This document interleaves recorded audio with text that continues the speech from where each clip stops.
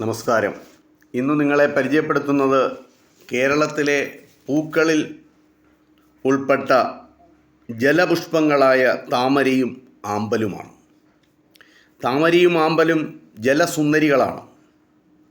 ജലാശയങ്ങളിൽ വളരുന്ന പലതരം പുഷ്പങ്ങൾ ഉണ്ട്. അവയിൽ പ്രധാനപ്പെട്ട 2 പുഷ്പങ്ങളാണ് താമര, ആമ്പൽ. ഇന്ത്യയുടെ ദേശീയ പുഷ്പമാണ് താമര.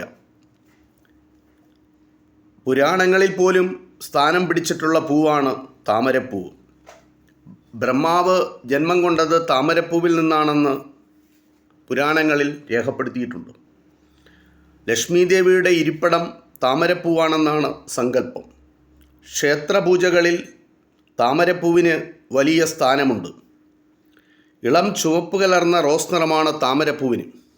വേനൽക്കാലമാണ് താമരപ്പൂവിൻ്റെ പൂക്കാലം. താമരവിത്തുകൾ ഔഷധ ഗുണമുള്ളവയാണ്.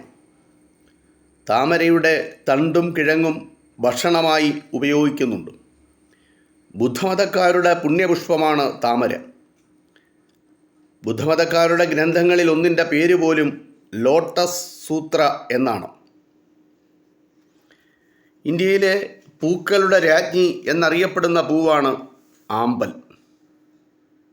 വെള്ളാമ്പൽ, നീലാമ്പൽ, ചിറ്റാമ്പൽ എന്നിങ്ങനെ വിവിധയിനം ആമ്പലുകൾ നമ്മുടെ വയലുകളിലും തോടുകളിലും കാണപ്പെടുന്നു.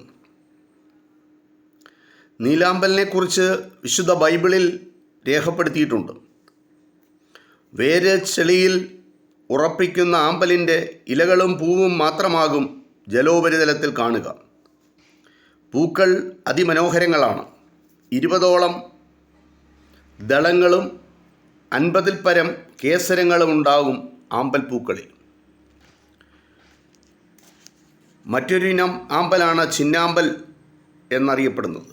നമ്മുടെ പാടങ്ങളിലൊക്കെ ചിന്നാമ്പൽ കാണാം. വർഷം മുഴുവൻ ചിന്നാമ്പലിൽ പൂക്കൾ ഉണ്ടാകും. 5 മുതൽ 8 ദളങ്ങൾ മാത്രമാണ് അവയിലുണ്ടാകുക.